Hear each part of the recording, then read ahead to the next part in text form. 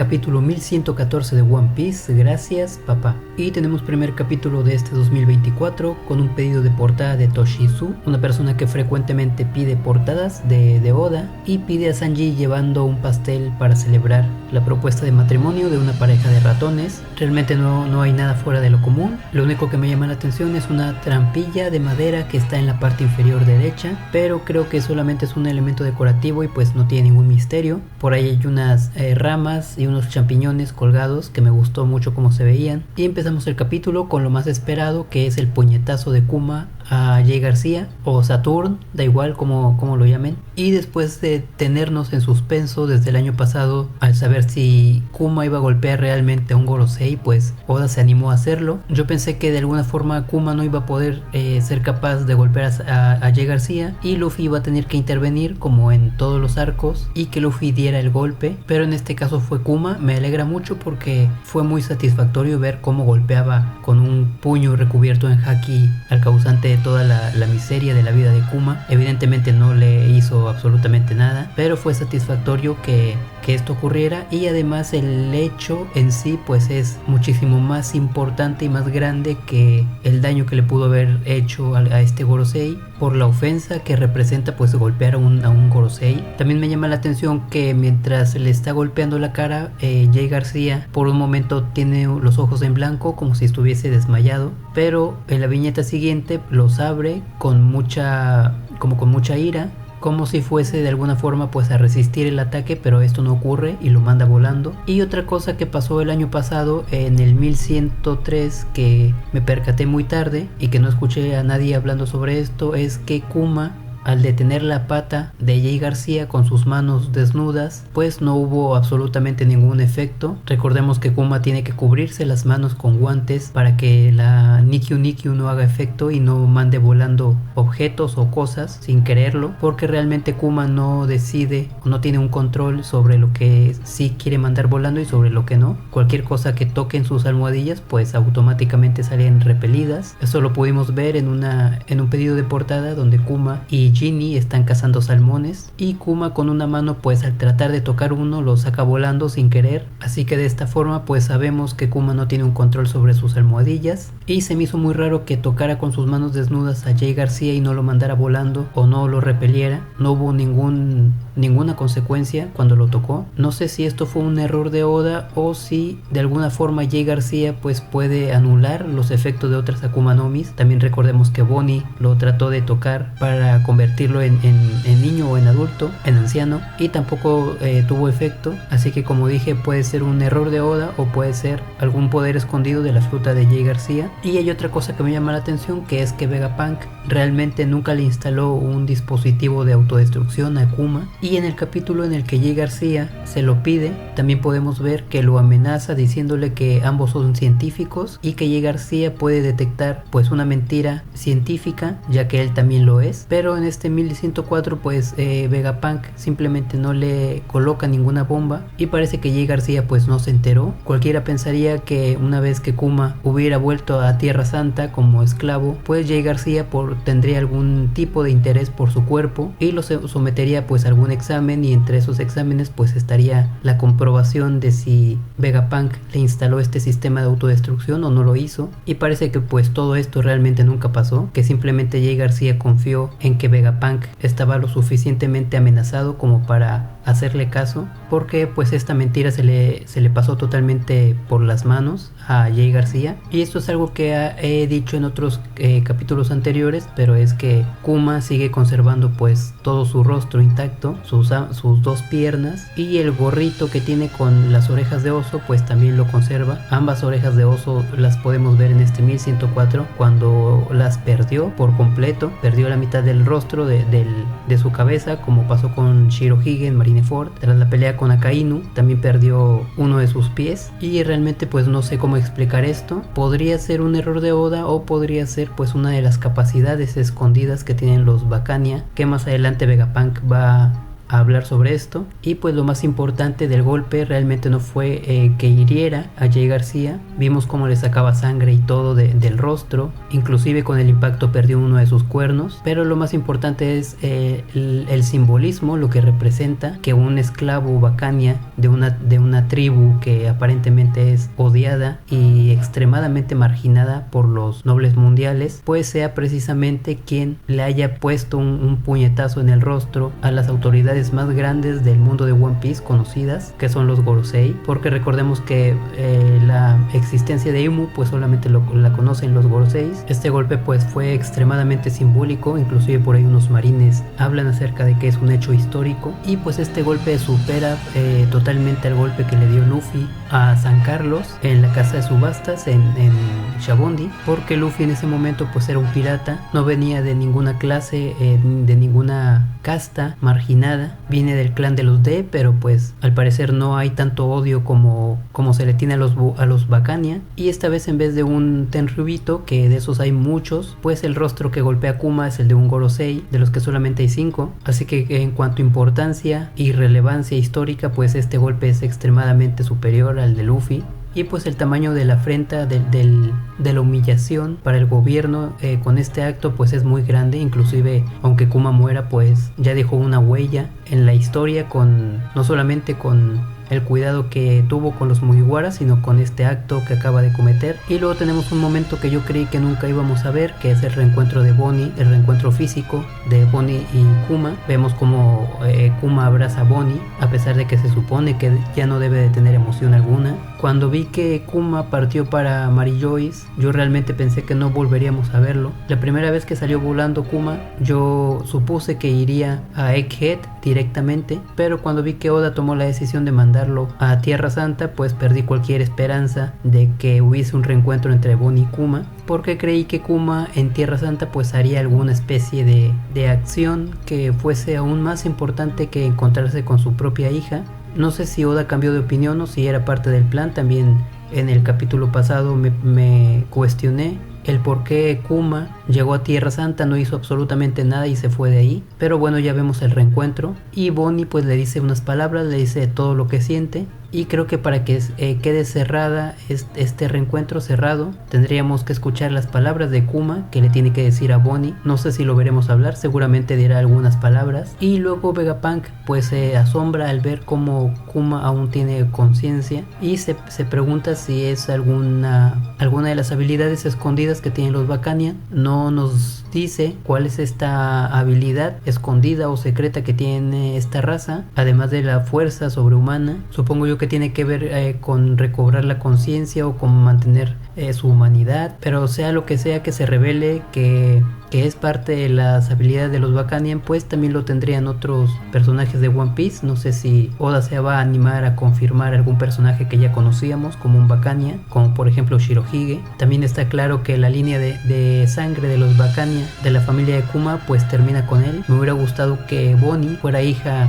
de sangre de Kuma para que ella también tuviese estas habilidades que tenían los Bacanian, pero al parecer pues Bonnie es una humana normal. Y también me acuerdo un poco lo que hablaban Vegapunk y Kuma en uno de sus encuentros en el laboratorio, cuando hablaban acerca del peso del alma. En mi opinión de aquel capítulo pues hablé acerca de que realmente hubo una persona que aseguraba que el alma tenía cierto peso, inclusive había construido una báscula para esto, y me pregunto si eso tendrá de alguna forma relación. Y pues ahora sabemos que no va a haber explosión en Egghead por el cuerpo de Kuma, ya que se revela que Vegapunk nunca le instaló un sistema de autodestrucción. Yo habría apostado a que la muerte de Kuma iba a ser de esta manera, de que iba a explotar y ese sería el final de Kuma, y ahora pues ya no me puedo imaginar cómo será la muerte de Kuma, porque pienso yo que tiene que morir en este arco. No creo que después de todas las cirugías que tuvo para hacer un cyborg pues realmente vuelva a ser un humano. Creo que el único camino que le queda a Kuma es la muerte. Y también vemos la lamentación de Kizaru,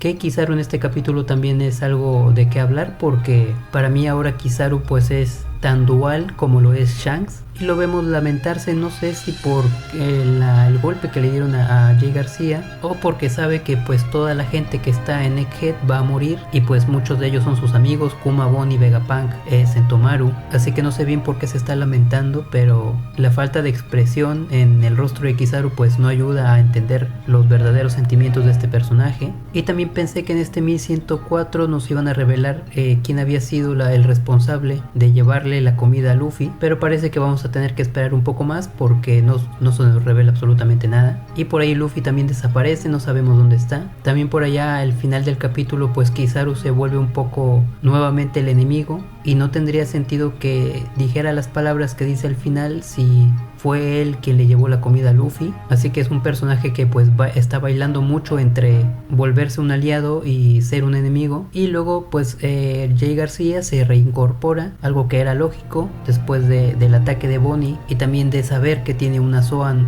mítica y además despertada, pues es muy poco probable que le hagan algún tipo de daño, pero lo interesante es que se regenera su cuerpo, perdió un brazo y un cuerno y se ve cómo está rehaciendo otra vez su cuerpo. Yo más o menos lo entiendo como que las partes regadas de su cuerpo vuelven a reintegrarse, las partes que estaban esparcidas por todo el lugar pues vuelven a tomar su forma y no que Jay García vuelva a crear un cuerno o un brazo a partir de su cuerpo, un cuerno y un brazo nuevos. Siento yo que vuelve a armarse otra vez de alguna forma. Y también por ahí tenemos el detalle de unas espirales que yo creo que son un recurso estético para hacer énfasis en que lo que está pasando pues es algo malvado, algo que tiene que ver con el mal. Pero también es curioso porque Oda pues podría en algún momento decirnos que estas espirales pues realmente tenían otro propósito. Y la pregunta más importante de esta parte es si todos los Zoan despertados tienen la capacidad de regenerar su cuerpo de esta manera. Hasta antes del despertar de Luffy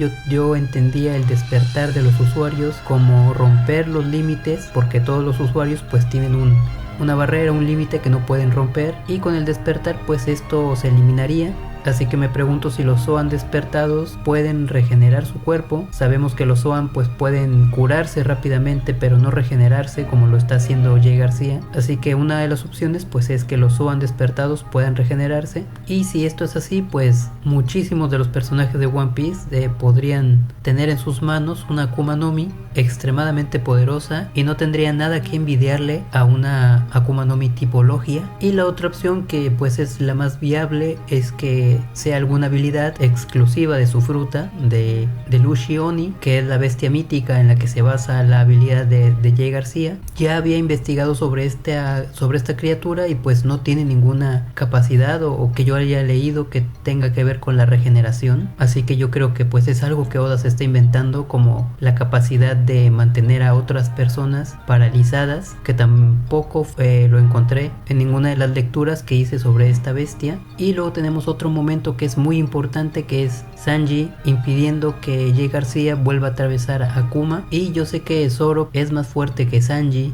pero desde mi punto de vista pues se tiene que dar prisa a Zoro para posicionarse más alto, porque a pesar de que Sanji es el cuarto, es el número 4, pues realmente Sanji ha tenido un crecimiento de personaje más grande que el de Zoro, y ahora pues lo vemos en un momento impensable que nunca hubiésemos imaginado que pasaría, que es tocando a uno de los Gorosei, pateando una de sus patas, agrediendo el cuerpo físico de un Gorosei. Así que creo que este momento es muy importante, es más importante de lo que parece, porque también podría ser como algo histórico. Creo que es una hazaña que nunca hubiésemos podido imaginar cuando nos presentaron al Gorosei y nos dijeron que eran las figuras más importantes del gobierno. Creo que si alguien hubiese llegado y me hubiese dicho Sanji en el futuro va a ser capaz de darle una patada a uno de estos, creo que nunca me lo hubiese imaginado. Así que Zoro tiene que darse mucha prisa porque el personaje de Sanji pues no deja de crecer. Y el segundo Mugiwara en tocar, o más bien dicho atravesar a Jay García, fue Franky, que esto también es extremadamente impresionante. No sé si la mayoría de la gente lo vio como los Mugiwaras tratando de evitar que toquen a Kuma y ya, pero esto es más importante de lo que parece, porque son los Mugiwaras lastimando, golpeando y pateando a uno de los 5 pilares del gobierno del mundo de One Piece. Es increíblemente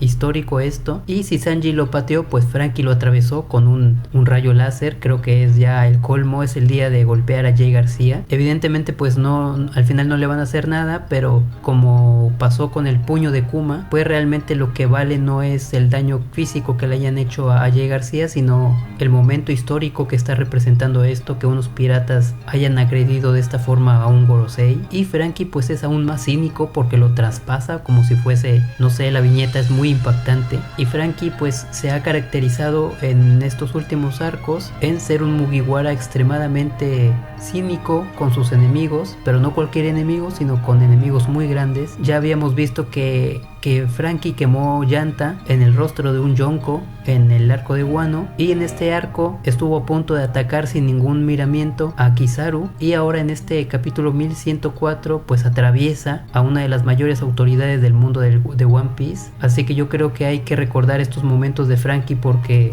no son poca cosa. Creo que es el Mugiwara que, además de Luffy, que no se lo ha pensado a la hora de atacar a una de las figuras más importantes del mundo de One Piece. Por ahí Kizaru pues lo patea, y pues a Jay García no le ocurre absolutamente nada, prácticamente pues es un logia. Y luego tenemos un momento en el que no es muy importante realmente, pero a mí me llamó la atención, donde Atlas está cargando a Kuma, mientras Vegapunk pues le indica que tiene que llevárselo de ahí, y pues me recordó a la figura mítica en la que está basada Atlas, que es el personaje del mismo nombre, que siempre pues es representado cargando el mundo. Así que me pareció curioso que Atlas pues en este 1104 estuviese cargando a Kuma con poses muy similares. Yo creo que Oda ni se dio cuenta de esto, pero a mí me llamó la atención. Y finalmente volvemos con Kizaru y con Jay García, donde Kizaru pues ya está totalmente recuperado de la batalla con Luffy. Jay García pues sigue intacto, y se le ocurre la idea de exterminarlos a todos, ya que están reunidos los Mugiwaras, Kuma, Bonnie y todos estos personajes, lo cual nos vuelve a poner a Kizaru en una posición de villano. El capítulo pasado pues todos estábamos locos pensando que Kizaru había ayudado a Luffy, y ahora nos cierran el capítulo con este Kizaru que nuevamente vuelve a ser villano.